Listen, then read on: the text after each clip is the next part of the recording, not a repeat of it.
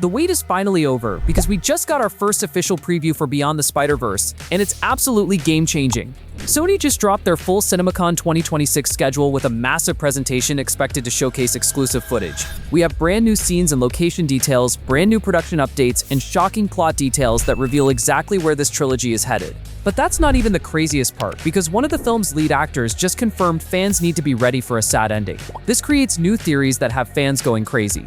First up, Sony Pictures just dropped their full CinemaCon 2026 schedule. And guess what's headlining their presentation on Monday, April 13th at 6:30 p.m. Pacific Time? That's right, a massive 2-hour and 15-minute showcase that's expected to give us our first real look at what's coming next for Miles Morales. Now, this isn't confirmed footage yet, but based on how Sony operated at CinemaCon 2025, where they showed exclusive sneak peeks and dropped the original June 4th, 2027 release date, industry insiders are predicting we could see anything from new stills to an extended preview sequence, possibly even setting up when the first official teaser trailer drops later this year.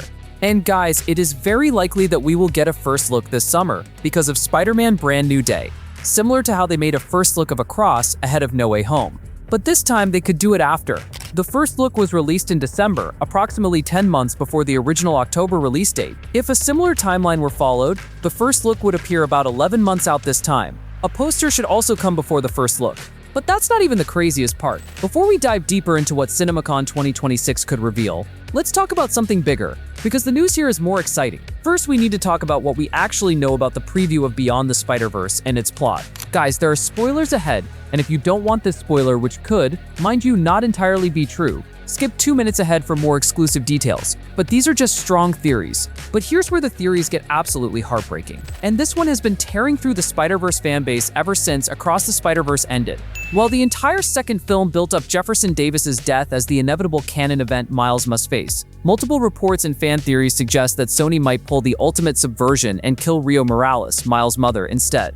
Yes, guys, this theory gained massive traction after fans noticed in the Ultimate Comic storyline. Rio Morales actually did die. She was accidentally shot by police during a confrontation with Venom at the hospital where she worked as a nurse, dying in Miles' arms after revealing she knew he was Spider-Man. I think the fact that the filmmakers have emphasized Rio's maternal importance throughout both films, showing her disciplining Miles and admitting she still sees him as her little boy despite him growing up, has fans convinced this emotional setup is intentional. Fans have been flooded with speculation. One user on Reddit said, "Miles' mom definitely gonna die. There is so many scenes of them together and both have some connection that I can't explain." And honestly, it does make sense, but let me know what you think. And if you thought that theory was dark, wait until you hear what fans are saying about Miguel O'Hara becoming the true villain of Beyond the Spider-Verse. Multiple plot leak discussions and Reddit theories suggest that Spider-Man 2099 might not just be an antagonist standing in Miles' way, he could actively try to ensure Jefferson Davis dies, potentially even being the one who kills him. Here's the logic.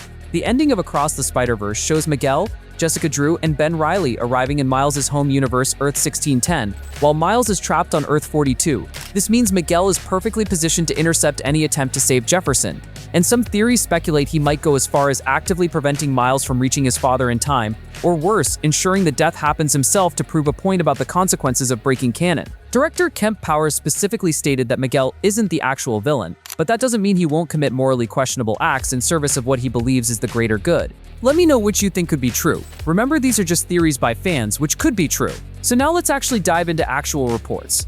Moving on, new reports reveal exclusive footage that insiders got to witness, because this frame-by-frame breakdown is absolutely wild and gives us the clearest picture yet of what Beyond the Spider-Verse is building toward.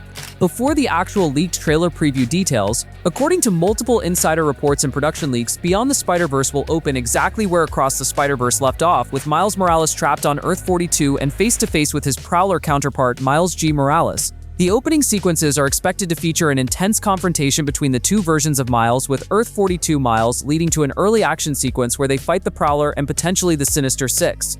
Phil Lord confirmed at CinemaCon 2025 that Miles will be in a precarious position on the run and evading every other spider across the multiverse.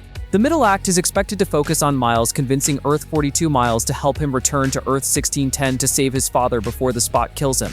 The final act will likely see Miguel O'Hara finally confronting his own flawed ideology about canon events after witnessing something catastrophic.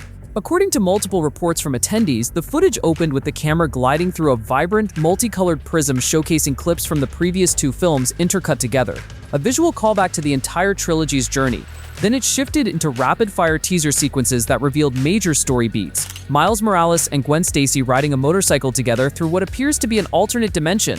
The spot actively drains color from entire environments as his powers continue to evolve. And most shockingly, the spot transforms into a terrifying form where he crawls menacingly toward the protagonists.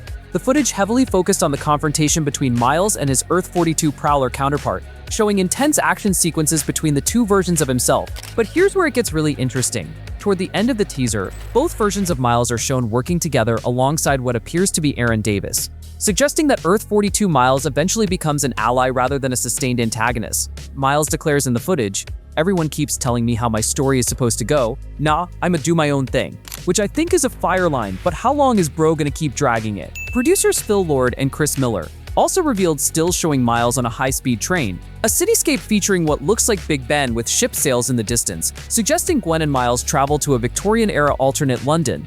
Let me know what you think about this, but this isn't even the craziest news we have. Directors Bob Persichetti and Justin K. Thompson emphasize they're using brand new animation techniques and attempting things that have never been done in animation before, with the footage showcasing experimental visual styles including walls and environments that looked like chalk or stenciled art, breaking apart in completely new ways.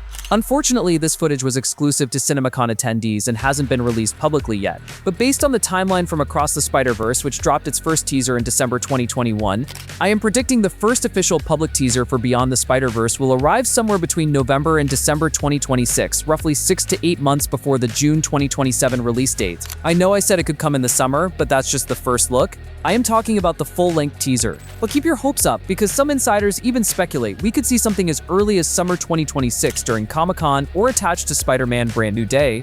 But wait, we're not done yet, because there's one more massive piece of news that expands the Spider-Verse even further. Daniel Kaluuya, who voiced Hobie Brown/Spider-Punk in Across the Spider-Verse and is expected to return for Beyond the Spider-Verse, confirmed in December 2025 that he's in the finishing stages of writing the script for a Spider-Punk spin-off film alongside co-writer Ajahn Singh.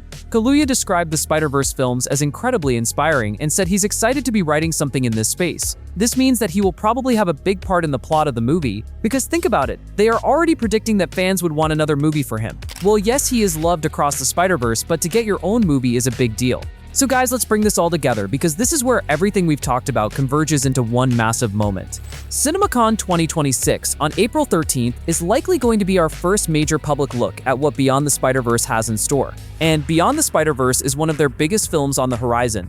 Also, there is a re-release of Into the Spider-Verse on February 6, 2026, just 2 months before CinemaCon, sets the stage perfectly by reminding audiences why this franchise matters. Then, when Spider-Man Brand New Day releases on July 31st, 2026, it keeps Spider-Man in the cultural conversation throughout the year, building momentum toward Beyond the Spider-Verse in June 2027.